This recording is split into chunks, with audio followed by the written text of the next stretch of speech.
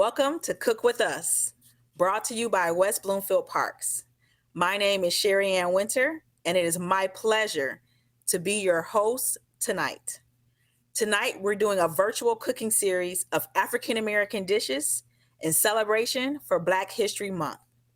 We're going to kick it off with candied yams, brought to you by Dorian and Genelle Hale. Over to you.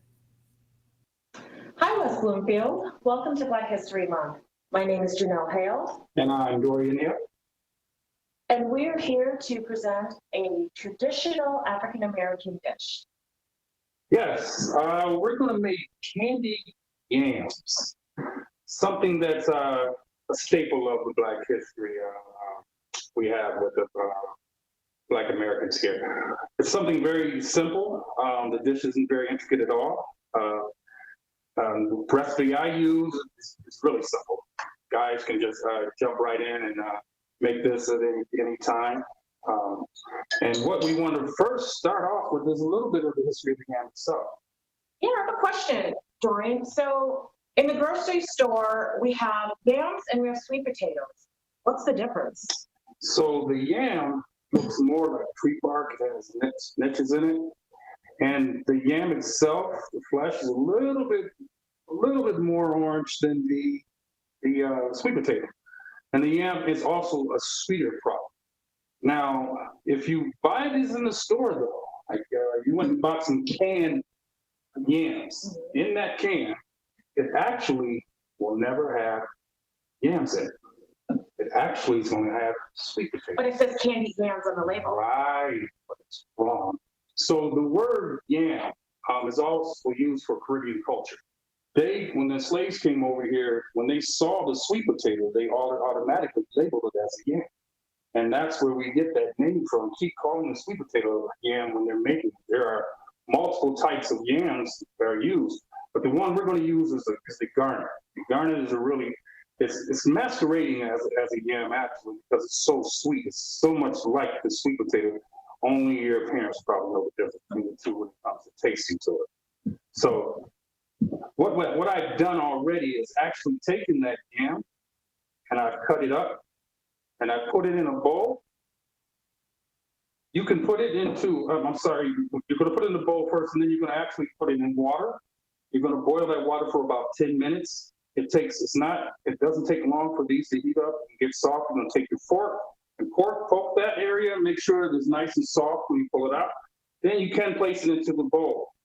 You're going to use about like 3/4 cup of that water, warm water that you got out of that stock from the sweet potato, and you're going to pour it in a bowl.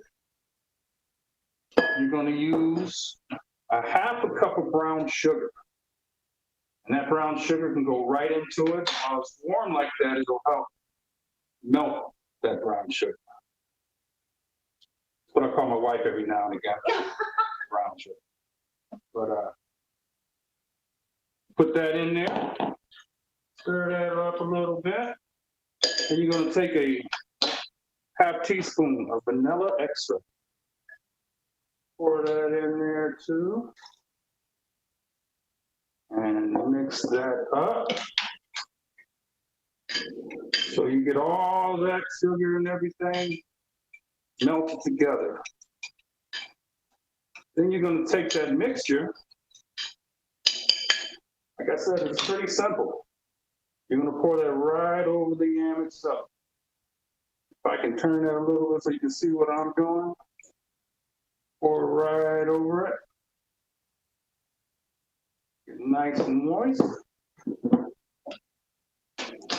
And you can take a little bit of ground nutmeg. Nice little taste for this, and it's about a teaspoon of that.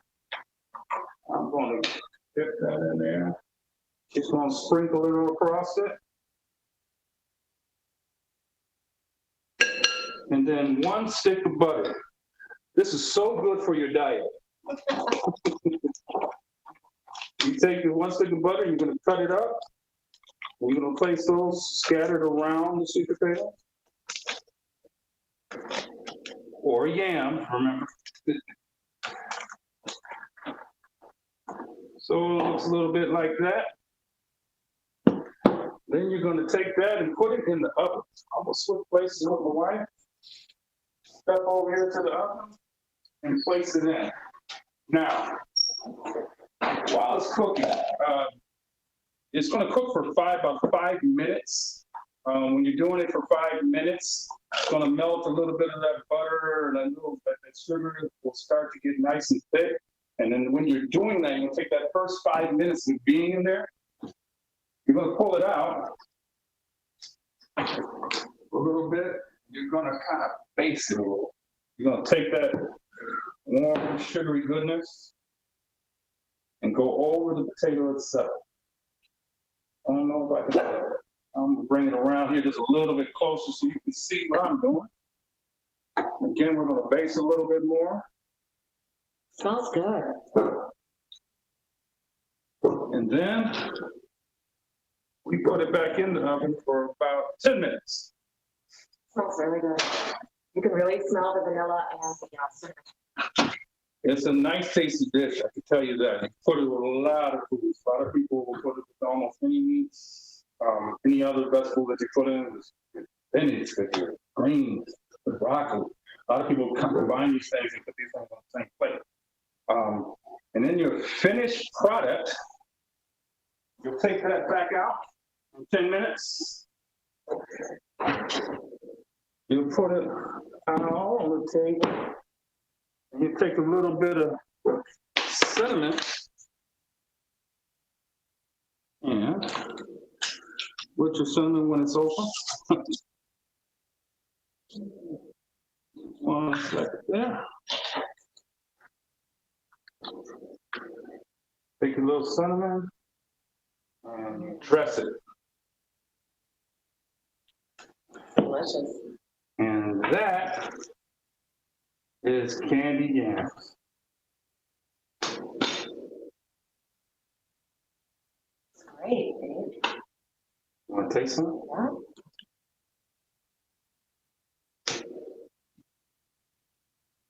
Yeah. Oh, good. Really good. I'll give you $5. Good job. Thank you for joining us. Welcome back. Our next dish is one of my personal favorites, shrimp and grits by Nichole Ferguson Bostick. Enjoy. Hi there, this is Nichole Ferguson, and I'm a longtime resident of West Bloomfield. I've had the pleasure of living, working here, and I'm a health and wellness coach. And I'm my husband's girlfriend, and my 2 kiddos have been here in West Bloomfield schools since the start.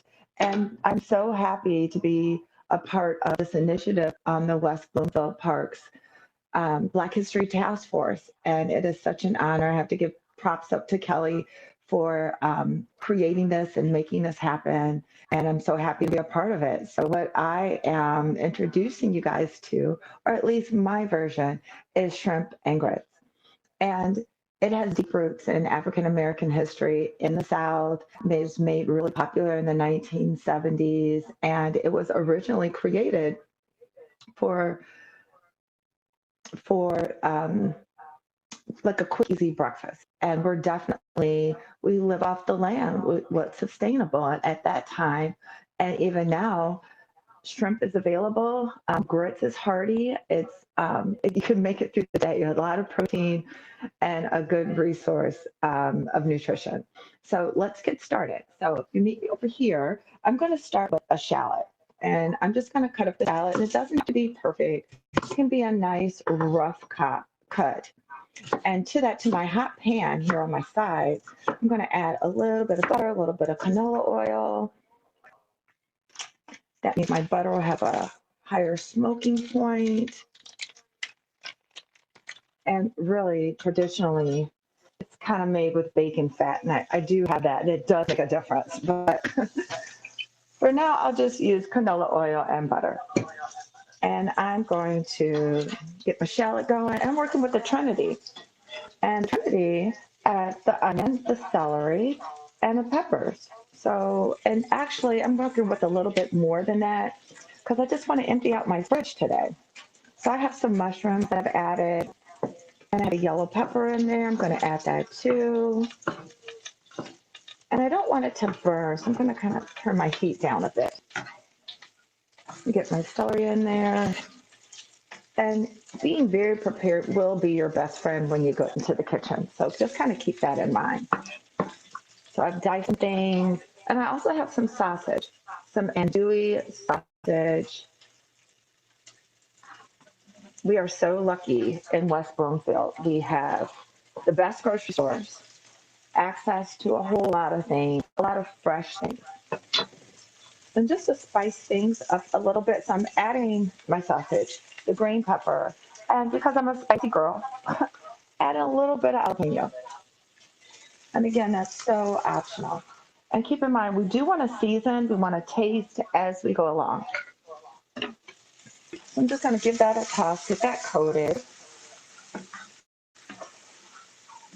And let's see. I'm going to add a little bit of seasoning. One of my favorite seasoned salts. Just going to add that. I'm going to add a little extra fresh cracked pepper. It does make a difference. It just reminds me of my dad. We have to be really, really creative when we're trying to cut down on salt.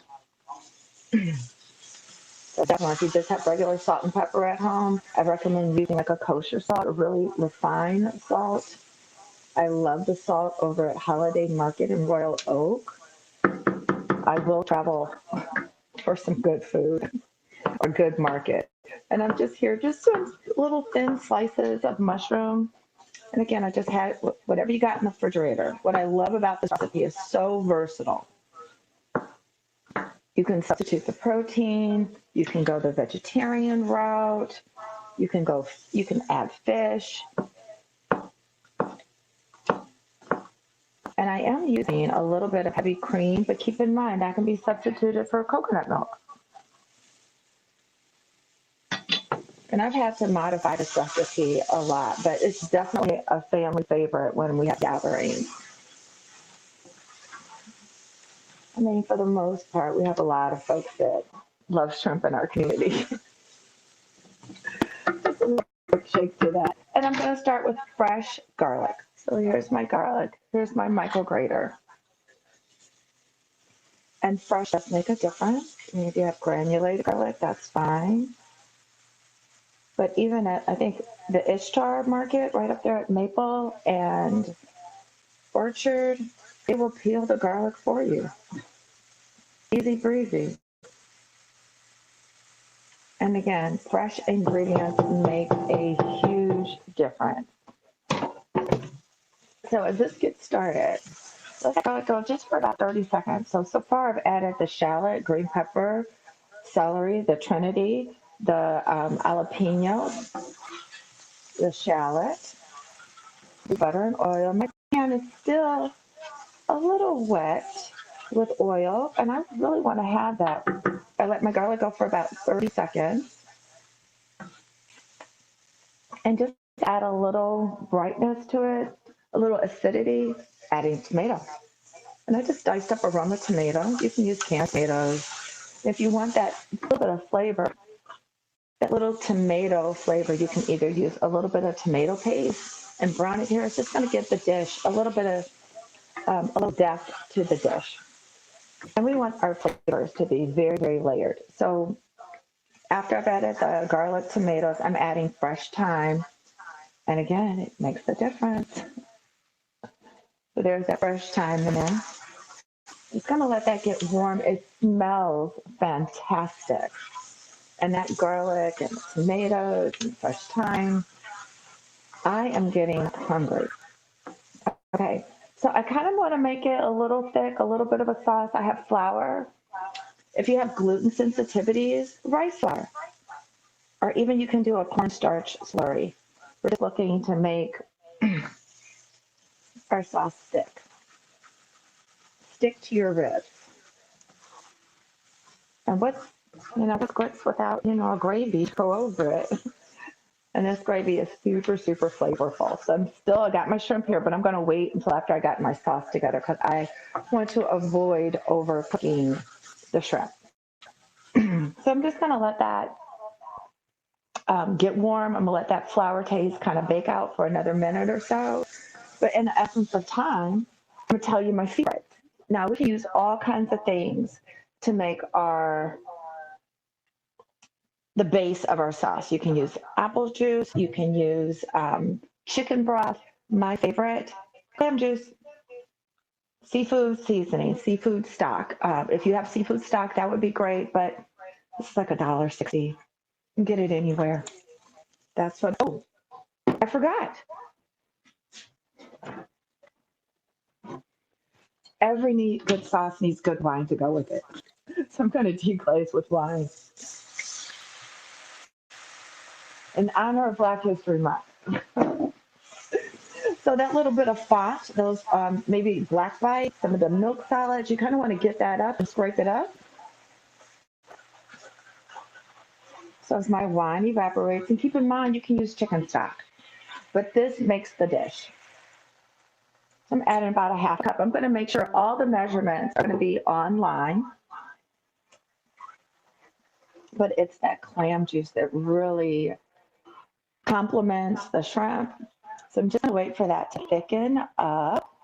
And I'm going to start adding a couple of little other things. Worcestershire sauce. A couple of healthy doses. And then we're going to get ready to put this baby together here. So after we start, and it's already thickening up, and keep in mind you can sub out the heavy cream for milk or even no cream at all. It's still delicious. I'm just adding about a half a cup because I want it nice and creamy. And I'm going to let this come together, and I'm going to turn my attention to the grits, even though the shrimp is the main star here. So I'm going to let this come together. I'm going to actually put my shrimp in. So as this comes to a boil and starts to reduce a little bit, and I used medium-sized shrimp. It's a nice, great bite-sized shrimp. So when that comes together, got my eye on my grits. So here we go. I got boiling water here. And I do suggest that you make it per the instructions. And I'm a great eyeballer. I just kind of guess. So I've added about 2 cups of water. And I'm going to add just some chicken bouillon. You can always use chicken stock. You can always add a bay leaf, but at least please add salt. We want flavorful grit here. So I'm going to get my water boiling. I'm going to put this in. I'm also going to put at the very, very end a little milk or cream, whatever you have. And nobody wants lumpy grits. So keep the spoon going and going and going. And that's just as quick grits. I would recommend stone ground grits. Whatever your pleasure here, whatever you have. So this is going to come to a boil, and then we're going to turn it down to a simmer. It's going to bloom. And when it starts to bloom, we're going to add our corn. We're going to add a couple little things that makes it really special. So I just have frozen corn. Feel free to use fresh. I'm going to add that. And one of my secret ingredients to my shrimp and grits is cream cheese. I'll find a way to add some cheese to a dish. I'm just going to add that and let it incorporate. That's going to come together. And another thing that I'm going to add that makes this perfect is Parmesan cheese as we finish up with that. So let's switch. Let's get back to our shrimp gravy here. It is looking delicious. I'm just going to put that in. I'm just going to start. And with my shrimp, I did add Old Bay to that. That's something that makes it really, really authentic. And again, it brings those layers of flavor in. So as my shrimp, they're nicely poached in the sauce. It looks amazing. It really looks good.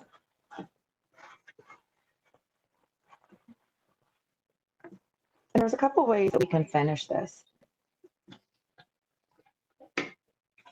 Add some green onions. That's going to nicely reduce. And sometimes just a little bit of a pat of butter. And to cut it, just a little squeeze of lemon. It's going to make, it is a little bit of a heavy sauce. It's going to make it nice and bright. I'm going to turn my burner down, bring that into play. And I can't emphasize enough, always taste your food. Let's see.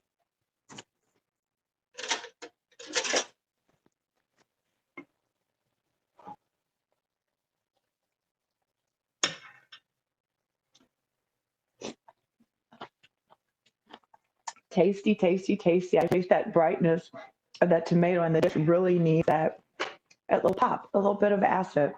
So I know you're waiting for the end result, right? Here we go. Nichole's version of shrimp and grits. That nice gravy, the creaminess. It's a little, you get the contrast, the texture of the shrimp and the andouille sausage. Plus the mushrooms are meat in themselves. It's just a wonderful, fabulous dish. And thank you for sharing or allowing me to share this dish with you. So again, I'm Nichole Ferguson, and it has been my pleasure to be a part of Black History Month and this cooking segment. And if you have any questions for me or any questions about training or different ways to make the dish healthy, I love vegan collard greens and nice kale salad. And you can always hit me up on Facebook. I'm Nichole with an H, up close at yahoo.com. And you can reach me on Facebook as well. I'm Nichole with an H, Ferguson. That's in West Bloomfield. And you'll see my little yogi avatar. So it's been my pleasure. Welcome back. We have something very, very special in store for you. We have two spirits presented by Vincent Kirkwood. Kick it over to you, Vincent. Welcome, everybody. My name is Vincent Kirkwood, and I am the West Bloomfield Parks and Rec Commissioner. But more importantly, I am a West Bloomfield resident. And today I am here to celebrate African American History Month, the month of February. We are in it, and it's been such a great month. We've been doing some exciting things here with the Parks and Rec Commission. And today is even more exciting as we are going to be celebrating African American History Month by creating two drinks that were created by African Americans. So let me give you a little backstory. Uncle Nearest 1884 small batch whiskey is what we're going to be using today. So Uncle Nearest was a former slave. His name was Nearest Green, and he was a former slave back in the 1800s, and he was a master distiller. And rumor has it is that he was the mentor to the Jack Daniels and taught him everything there is to know about distilling whiskey. Interesting fact. So Uncle Nearest today in 2021 is owned and operated by an African-American female by the name of Fawn Weaver. Fawn has been doing some fantastic things with Uncle Nearest whiskey in marketing and in promotions. And I'm just so excited for the work that she's done. And we're going to do our part to keep Uncle Nearest Green, his legacy alive for years to come. So let's get started with some drinks. So the first drink we'll make is called the Uncle Nearest Old Fashioned. And I know you guys have all heard of an old fashioned, but maybe not the Uncle Nearest Old Fashioned. So we're going to start with just a couple of cubes of ice. Okay.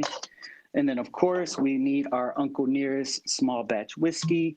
We need about 2 ounces of this. So I'm going to use my jigger here to get me my 2 ounces. Pour that in there like that. There we go. Okay. Now, we need 2 drops of our Angostura aromatic bitters. So let's pop this open. We'll do 1 drop. 1, 2. And let's just do 3 for good luck. There we go. We got that. Next, after our bitters, we need half an ounce of simple syrup. And I could use the jigger, but I think I'm just going to eye this one. So we need 2 Drops of the simple syrup. Okay, got that. Spin it around a little bit. Let me find my mixer. And then the last two things we need are our orange peel. We'll set that there. And then we'll garnish it with a cherry. And we'll mix it one more time. And there we go. Our Uncle Nearest Old Fashioned. Cheers. Let me taste it, see how it is. Fantastic. It's delicious. Cheers again. So let's start on our second one, the peel deal. Uncle Nearest, the peel deal. So with this one, we need a larger glass. Still need to start it with our ice. I'm gonna pour a couple of ice cubes in here. This one is a little bit more for the spring, summer, but we are all looking forward to the spring and summer, so why not? So we've got our ice, so let's start with our 1.5 ounces of Uncle Nearest. Put it in there. This is called a jigger, by the way. It's something that I recently learned. Put that in there. There we go. So we've got our Uncle Nearest there. Set this back here. The next thing we need 3 to 4 lime wedges. So let's put those in there. Let's see how many our glass will allow us to use. Let's just do 3 for now. So we got our 3 lime wedges. The next thing we need is our banana peel and our cinnamon syrup. So we've got some cinnamon syrup here. We need 0.75 ounces of the cinnamon syrup. Oh, I still got the lid on there. Let's pour that in here. I'm gonna eye this one. Okay, I think that's 0.75 there. And then we need our banana peel. Got this here. We'll set that in there like that. Got it. The next thing we need is our coconut LaCroix sparkling water. So we'll open this up. We'll pour it to fill the rest of our glass. It's sounding good, sounding good. There we go. Perfect. And then the last thing we need is our lime wedge. So here, let me grab my knife. Cut that there. So we got plenty of limes in the inside. Got our banana peel. We've got our lime wedge here. I'm gonna mix it.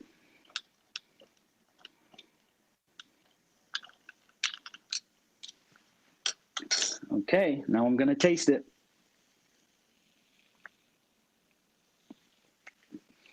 Wow, this is better than the last time I made it. Nonetheless, these are our drinks. We've got the Uncle Nearest Old Fashioned and the Uncle Nearest Peel Deal. So in honor of Black History Month, I want to say cheers to all of you for listening in and to celebrating African American History Month with us. I also want to say to the team over at Uncle Nearest, thank you for everything that you're doing. And again, we are going to try our best to kind of continue the legacy that Nearest Green has provided and how he has added to our culture and added to society. Thank you, Uncle Nearest. Thank you, Fawn Weaver. Thank you, West Bloomfield residents. And happy Black History Month. Cheers. That was fantastic. I am so excited. We have more dishes to share with you. Our next dish is going to be another personal favorite of mine, pork chops by James Matthews. Enjoy. Hi, this is James Matthews, and in celebration of Black History Month in West Bloomfield, I'm going to share a dish with you, show you how to prepare smothered pork chops. And the background on that is for most of Black history in America, pork chops and all types of pork has been considered a staple in the Black community. In times past when we weren't fortunate enough to get the chop, which is considered one of the better cuts of meat from the pig, either the loin or the chop or the ham are considered top cuts of meat from the pig or the hog. We were able to make all kinds of tasty dishes from pig's feet, even pigtails, ham hocks, which are feet, and snouts, which are the nose, or head cheese, which is made from the brain of the pig, chitterlings, which are the innards, the intestines, etc. So pretty much every part of the pig has been used to make tasty dishes. But today, we're going to focus on one of the premium cuts of meat, which is the pork chop. And I like to cook pork chops with the bone in. So when you go to the store and buy them, try to get the bone in, which is this bone right here. The bone is important because it does impart good flavor to the meat, not only when it's cooking. Bones do have rich marrow inside of them, and they do release chemicals that thicken the broth of the meat when it's cooking, and also the gravy. And the taste is completely different from a pork loin that's cooked with the bone than one that's cooked without. So in order to demonstrate how to prepare, this is going to be a fried, smothered pork chop. And you might ask, smothered in what? Well, it's going to be smothered in onion gravy, and I'll show you how to make that in a minute. But I start with flour, about a cup of flour, and to which I add onion powder, just a small amount, maybe a teaspoon, onion powder, garlic powder, I like to use thyme, just a pinch, a little bit of chili powder, gives it some interesting pop, and seasoned salt. I don't tend to measure, but it's going to be about a half teaspoon of seasoned salt, or maybe a teaspoon, depending on how many pork chops you're going to make. And I like to use cracked pepper, because you get larger chunks of the pepper if you use ground pepper that you get at the grocery store in the small cans. That doesn't have as much flavor as the larger chips of pepper that you get from a grinder. So I like to use the grinder.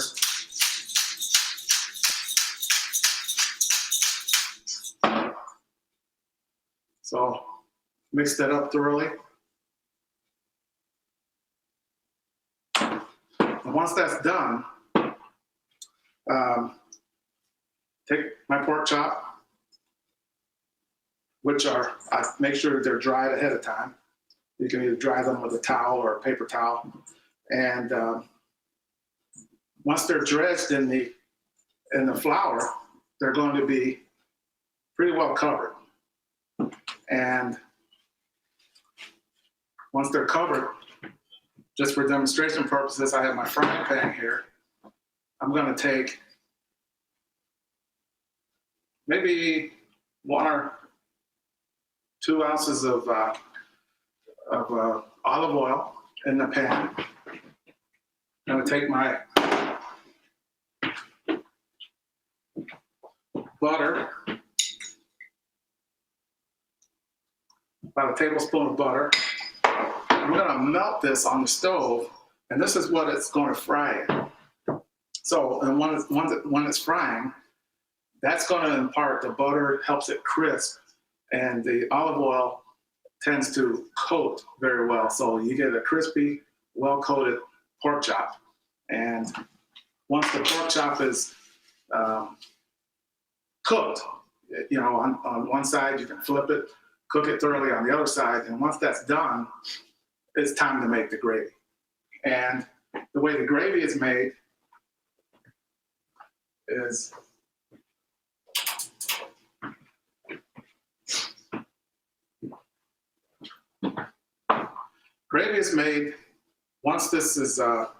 once you have your pork chops cooked, you can start making the gravy with, I take about a half cup of buttermilk. Mix in the pan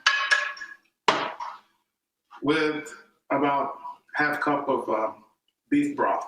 You can use chicken broth, beef broth, or any type of broth that you have handy. or you can use stock. The difference between broth and stock is just that the stock made from bull bones, and the broth is, you know, the pot liquor that people get when they cook the meat. And so I usually take a couple spoonfuls of flour that I've used to dredge the pork chop. Mix that thoroughly. Then I have couple of cloves of garlic, and I use a mortar and pestle, grind up my garlic pretty well. Put that in there. The garlic gives it a wonderful aroma and flavor. And once this cooks down on your stove, you've already fried the pork chop. You can then lay the pork chop back in after all of this is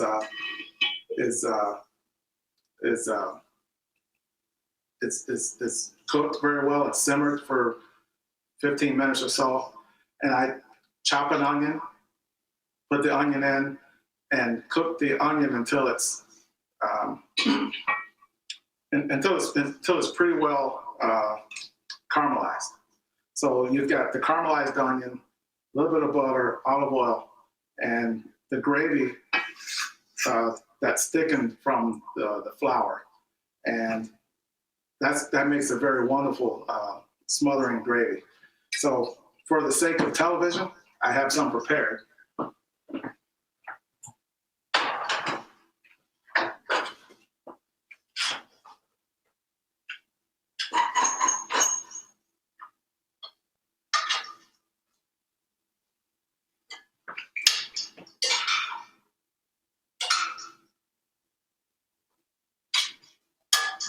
So here's the finished product. That's the smothered pork chops.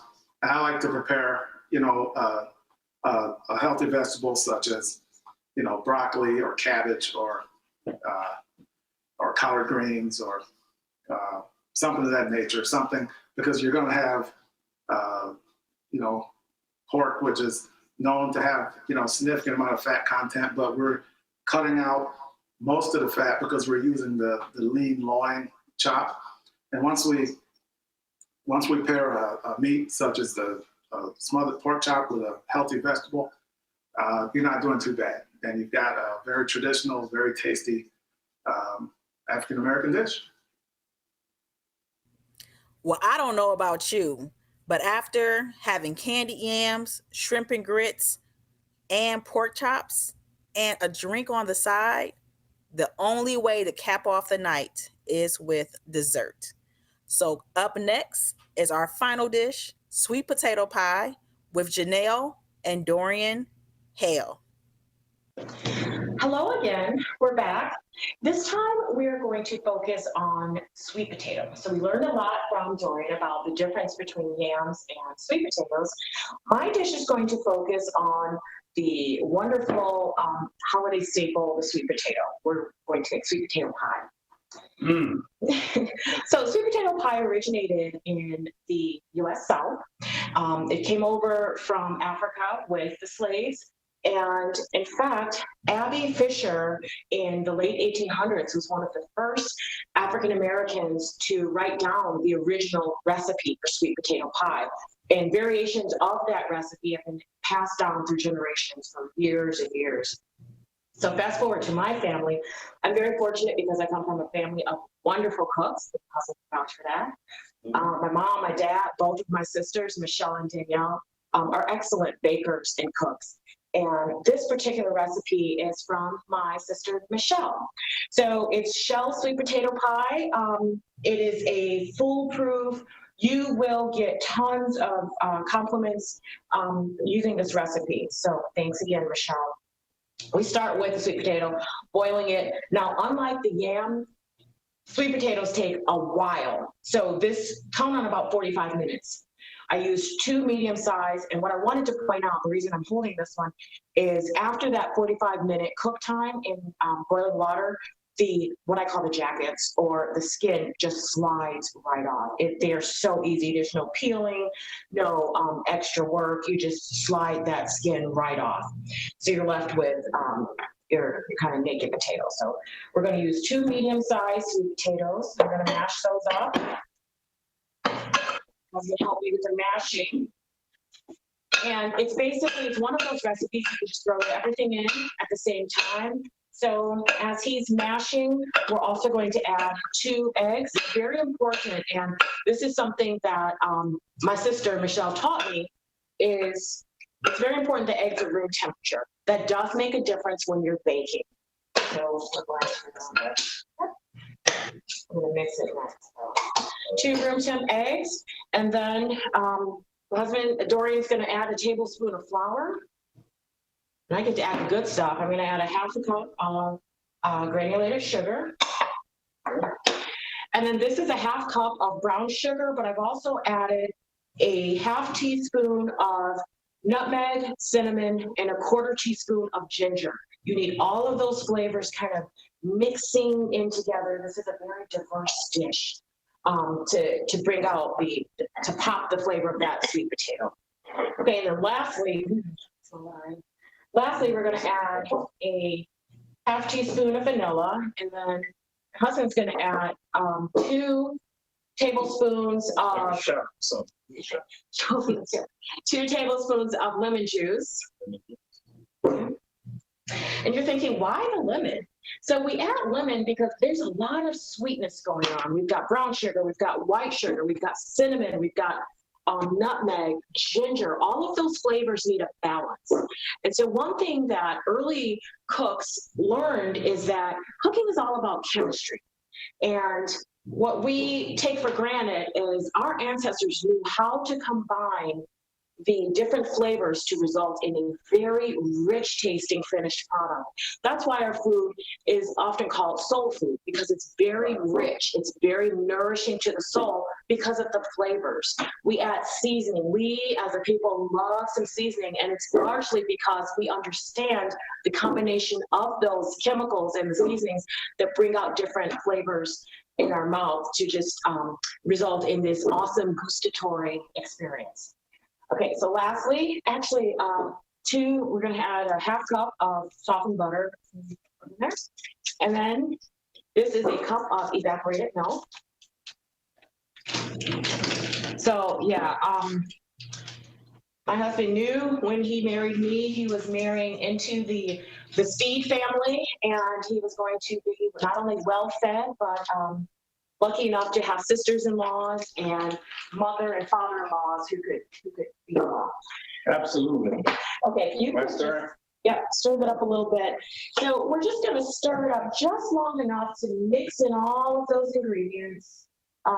Makes it a little easier in the mixer. While Dorian's doing that, I wanted to point out that while your potatoes are cooking, go on and take your pie crust, prick it on the bottoms and the sides, and bake this for 15 minutes. I've already done that. Just 15 minutes, just the crust by itself.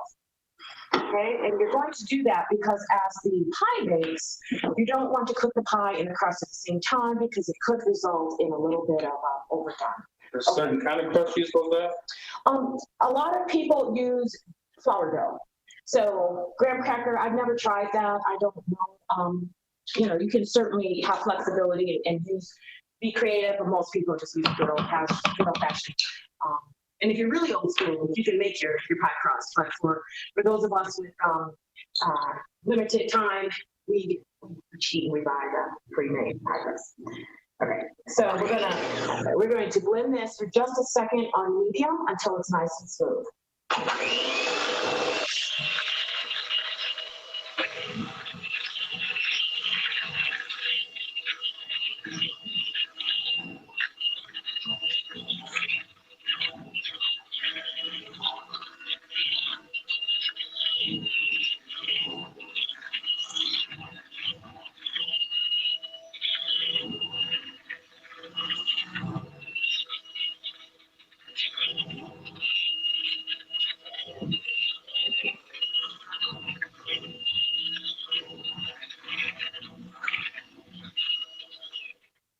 Okay, so as far as timing, you want to eliminate as many lumps as you can.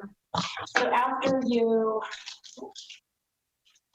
prepare the mixture, you're just going to pour it over your pie crust, just enough to, of course, fill the crust itself. And then take your spatula, make it nice and smooth. This is the kind of pie that presents itself very well. When people show up at holiday events with sweet potato pie, it's like, ooh. It's a very special thing. African Americans, we will usually have a pie in hand for Easter, for Christmas, for Thanksgiving. Most holiday events feature a sweet potato pie. And I know there's the age-old debate Sweet potato pudding versus pumpkin. my mother-in-law, for example, My mother only likes pumpkin pie. She doesn't like They're made probably similar, but nope, I am sweet potato through and through for sweet potato family. so am I. All right. Want to place smell? Yeah, so you're gonna cook that on 350 for about 55 minutes. Right. And things to serve when the pie comes out, a lot of people will have theirs with Kool-Aid. My daughter, Gabby, she doesn't like Kool-Aid on her sweet potato pie. My son, Xavier, and my daughter, Mia, they prefer their pies with sweet potato without Kool-Aid. You can also use this same batter with marshmallows and melt marshmallows on top. So a lot of people will have that as a holiday dessert as well. So this is a multi-use batter, sweet potato pie, and then sweet potatoes with marshmallows. All right. How long has it been? 50 to 60 minutes. So you can tell it's done when you stick a toothpick in and the center and it comes out clean.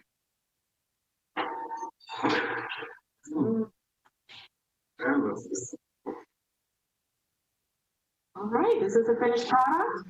You can serve this warm or cool, room temp. It is up to you. Fork ready? Yes. If you serve it with Cool Whip, I like to garnish the Cool Whip with a little bit of nutmeg, just for color.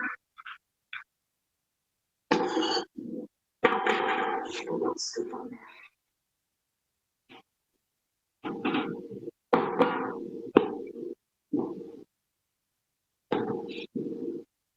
There you go. And I get to taste it.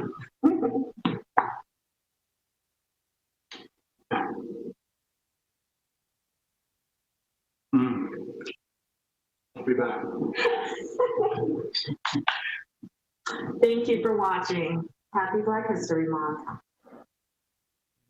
Thank you for joining us for our first virtual Black History Month Cook With Us series. We appreciate the time that you took to tune in, and we appreciate all the support and hope that you enjoyed this virtual cooking show. For more information, check out the on-demand page for civiccentertv.com with links to all the recipes that we shared tonight. Thank you so much for joining us. We wish you all the best and happy Black History Month.